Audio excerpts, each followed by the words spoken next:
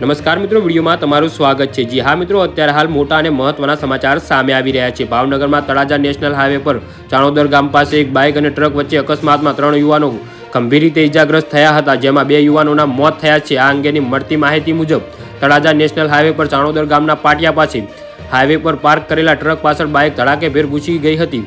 આ બાઇક પર 3 યુવકો સવાર હતા, જે ત્રણેય ગંભીર રીતે ઇજાગ્રસ્ત થયા અને તેમને ભાવનગર સરડી સિવિલ હોસ્પિટલ ખાતે સારવાર અર્થે ખસેડવામાં આવ્યા હતા। જી હા મિત્રો, હોસ્પિટલમાં હાજર તબીબોએ 2 યુવાનોને મૃત જાહેર કર્યા હતા। પ્રાપ્ત માહિતી મુજબ આ ત્રણેય યુવકો ભાવનગર નજીકના સિદ્ધસર ગામના વતની હતા અને આ વાવડી ગામે શ્રીમદ પ્રસંગમાં આવ્યા હતા અને પરત જઈ રહ્યા હતા ત્યારે આ ઘટના ઘટી હતી। જી હા મિત્રો, અત્યારે હાલ મોટા સમાચાર સામે આવી રહ્યા છે। તો મિત્રો, આના વિશે તમારું શું કહેવું છે તો નીચે મારી કોમેન્ટ બોક્સમાં જરૂરથી જણાવજો અને મારી યુટ્યુબ ચેનલને સબસ્ક્રાઇબ કરવાનું ના ભૂલતા। વિડીયો પૂરો જોવા બદલ તમારો ખૂબ ખૂબ આભાર।